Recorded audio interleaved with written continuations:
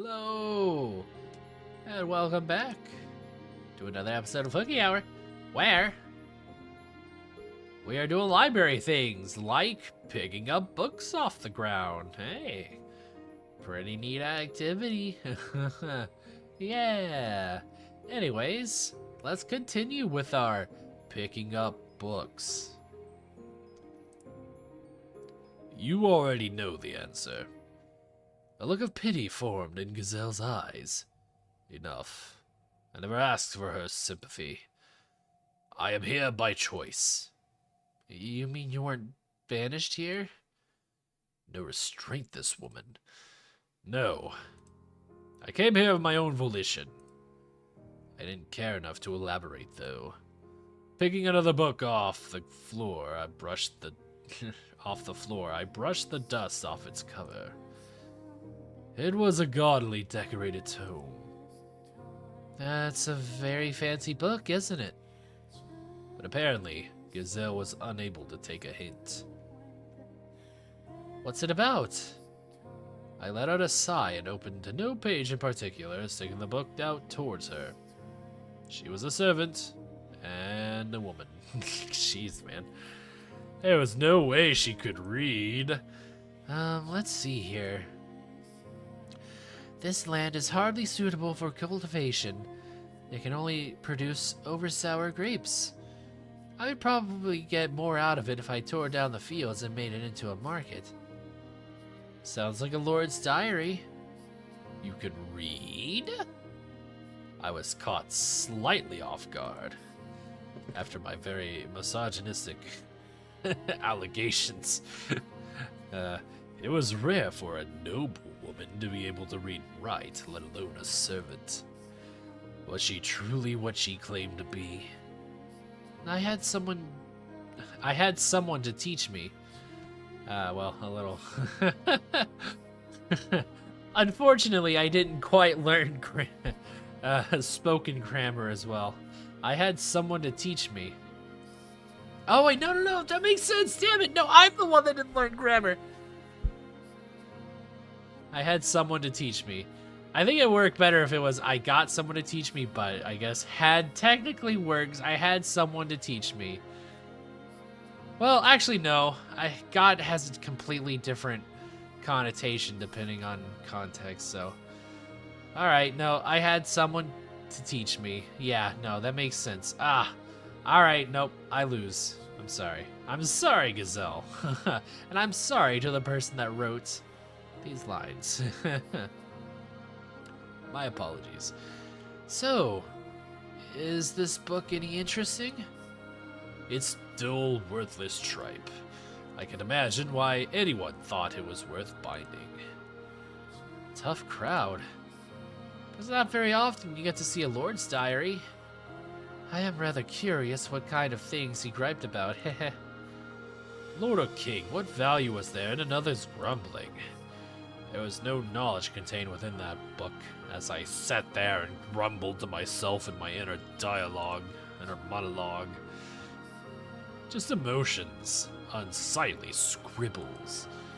There was nothing more exhausting in this world than being emotional. If you want to read it, be my guest. That wasn't my intention, but alright. Once I've got the whole mansion cleaned, I'll read it. I told you, you don't have anything to clean. You don't have to clean, I should say. I don't know where I made up anything, but anyways. Heh. Oh, I've got an idea, Master. If you're interested, maybe we could read together. Did you hear a word I just said? It's dull, worthless tripe. Still, you might see it differently if you read it with someone else. I'm sure there are some books here you would enjoy, Master. You're wasting your time. Okay. So no mention of the bad touch curse. The suspicion and restraint budding between us was trite and insignificant at that point. She was still smiling after all. If I had been able to maintain that distance, then perhaps I wouldn't have ended up hurting her. Oh no, a tragedy! Tragedy is coming! Oh, we're back to the pink rose. It had been a little under 2 weeks since I had moved in with Michael.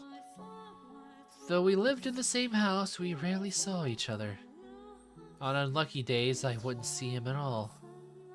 I wasn't sure if he ate in his room or our schedules were simply misaligned, but we never had any meals together. Perhaps he was deliberately avoiding me. That has to be it. I know servant and master don't usually eat at the same table, but even so, he could be a little less obvious about it. Am I really that much of a nuisance? I'm not doing anything inappropriate, am I? Misappropriating funds. I am being pleasant and sociable, aren't I? I haven't given him any reason to not like me, I think. I hope. He had never been very enthusiastic about my staying here, but I hadn't been given a choice. I had been sent here by his family. Besides... No. Out with the negative thoughts. Gotta stay positive. Yeah, he hasn't tried to chase me out yet. I just haven't broken the ice. I had to stay positive, optimistic, happy thoughts, and be myself. As long as I kept working at it, with enough time, Michael would surely come around and not be so distant. I've got a goal, so let's get to work. First, I make supper, then I ask him to have it with me. Gotta be proactive when it comes to the reclusive types. Alright, here goes. Gotta force the introverts out of their shell. Haha, I wouldn't have any personal experience with that. Not me, the introvert. Extraordinaire. Or, here would go. But we're almost out of supplies. Well, so much for that. I think this is where the one delivery boy scene is about to happen. The cellar was where the non-perishable food was stored. Dried foods, smoked meats, cheeses, and a small scattering of root vegetables.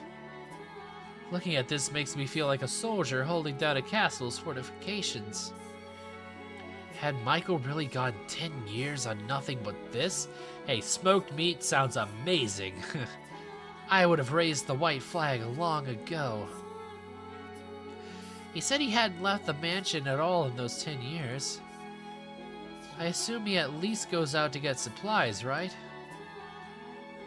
Running out of food is kind of a life or death matter. I can't believe he hasn't set foot outside even once in... What are you babbling on about? Wah! Oh no, he overheard me. I assumed you were talking to someone. Huh? Does anyone else live here, Master? I haven't seen anyone. It is just the two of us. Alive, anyway. You mean there are ghosts? Something of the sort. Ah ha ha, there you go again with the jokes. Ha ha, real jokester. Real jokester, this one. I'm not a child. You're not gonna trick me like that. There are adults who believe in such things. I suppose.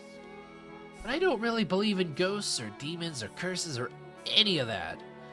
The church just tries to convince people they're real so they can squeeze more money out of them. Dang, didn't realize we were about to get so political here. Am I going to have to turn you over to the church, you blasphemer? You blasphemer? You blasted femur bone?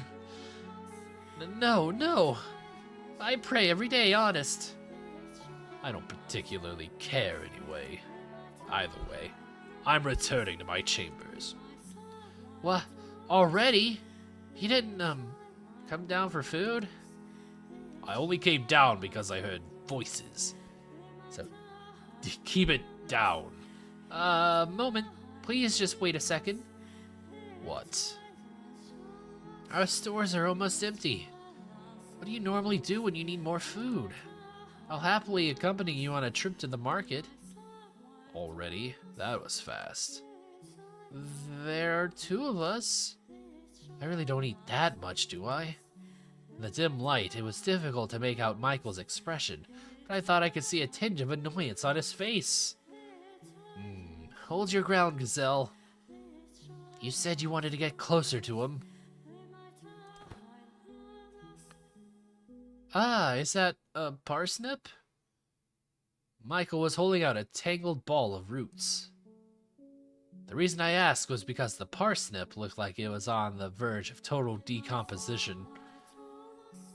See, there's still food. He then handed it to me. Oh, wait, you want to eat that?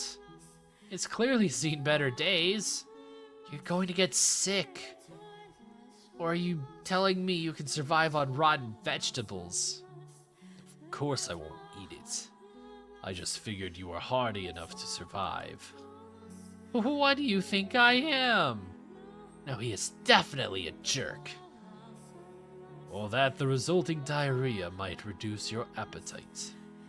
You're kidding, right? You can't be serious. Anyway, we should bury that outside. Then we can go purchase fresh supplies. I told you I don't go outside. Then how do you... Huh? A visitor? Who could it be? Perfect timing. Your servant, make yourself useful and go retrieve the package. If it's not a delivery but a wanderer, chase them off. What? Package? Master? Hold on a second. What are you talking about? He's gone. What kind of delivery is he expecting? Big box. Michael stood there, unmoving, veiled in shadow. He glanced over at me, then threw his gaze to the front door. At his command, I raised the bar, pulling open the door. Oh, the light, it blinds! After nearly 2 weeks inside, the light from the setting sun almost blinded me. The world went white, my head pounding.